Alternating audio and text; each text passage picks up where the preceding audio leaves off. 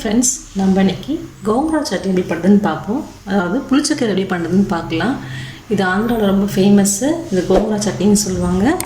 இதுக்கு நான் ஒரு 10-12 காஞ்ச மிளகாய் எடுத்திருக்கேன். கொஞ்சமாக புளி தண்ணியில் ஊற வச்சுருக்கேன். கொஞ்சமாக சீரகம் எடுத்திருக்கேன். நம்ம பெருங்காயமும் உப்பு எடுத்துப்போம்.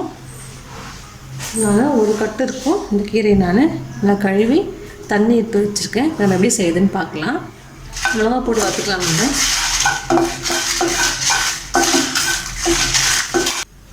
நீங்கள் காரம் கம்மியாக தான் கொஞ்சம் மிளகா கம்மி பண்ணிக்கோங்க. கோங்குரா சட்னி காரம் நல்லதாக நல்லா உங்களுக்கு அந்த புளிப்புக்கும் காரத்துக்கும் நல்லா கரெக்டாக இருக்கும்.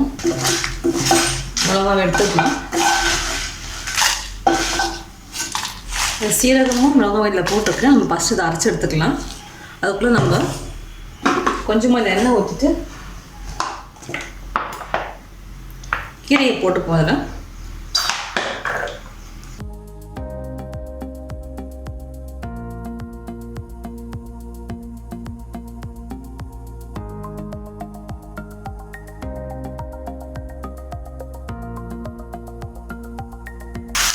நல்லா வதங்கி வரணும். நான் கொஞ்சமாக போட்டு வதக்கிக்கிறேன். நான் கொஞ்சம் நிறைய இருக்கிறதுனால நல்லா சுருண்டு வரும். இது வதங்கி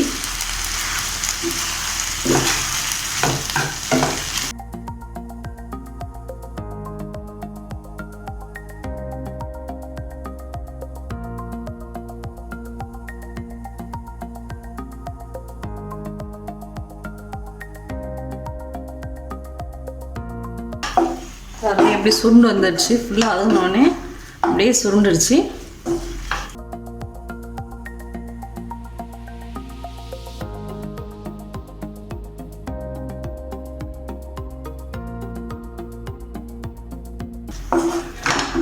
ஒரு பிளேட்டுக்கு மாற்றிக்கலாம். நல்லா இதை ஆற வச்சுக்கலாம். ஆறட்டும். நம்ம அதே மாதிரி எல்லா கீரையுமே போட்டு எடுத்துக்கலாம்.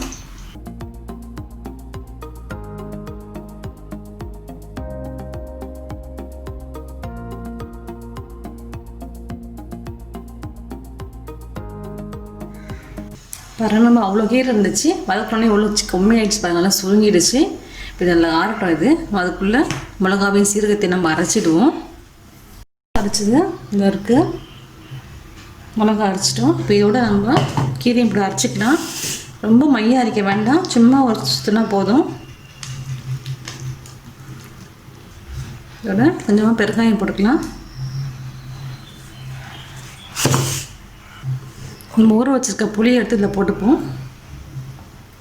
ஆல்ரெடி இது புளிப்பு தான் இருந்தாலும் நீங்கள் புளி போட்டால் தான் உங்களுக்கு நல்லா டேஸ்ட்டாக இருக்கும். அது அதில் கொஞ்சம் உப்பு ஆட் பண்ணிக்கலாம். போட்டுப்போம். இது நம்ம அரைச்சிடுவோம்.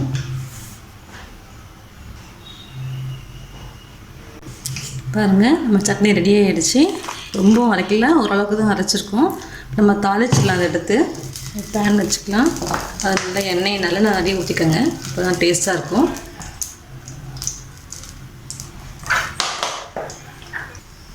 எண்ணெய் காஞ்சதும் கொஞ்சம் கடுகு ஆட் பண்ணிப்போம்.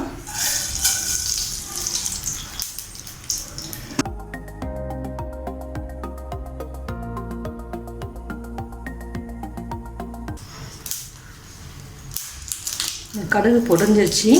நம்ம 2 வரமிளகா போட்டுக்கலாம். நம்ம இந்த சட்னியில் ஆட் பண்ணிப்போம்.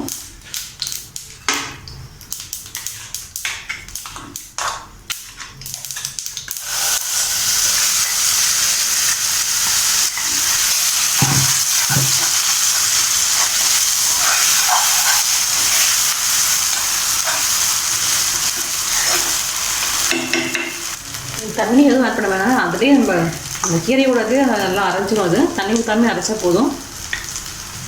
இது நீங்கள் ரொம்ப நாள் வச்சு சாப்பிட்லாம். கெடவே கெடாது. நீங்கள் ஃப்ரிட்ஜ்லேயும் வச்சுக்கலாம். இது வெளியே போய் வச்சுக்கலாம். ஊறுகாய் மாதிரியும் இது நல்லா இருக்கும். உப்பு காரெலாம் கரெக்டாக பார்த்துக்கோங்க. இந்த கோங்குரா சட்னி ரெடி ஆகிடுச்சு.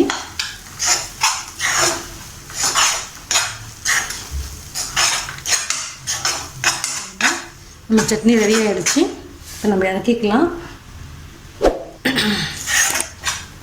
இது ரொம்ப சுலபமாக செய்யலாம். இது நல்லாயிருக்கும். சாப்பாடு தொட்டு சாப்பிட நல்லாயிருக்கும். டிஃபனுக்கும் நல்லாயிருக்கும். நீங்களும் இதை செஞ்சு பாருங்கள்.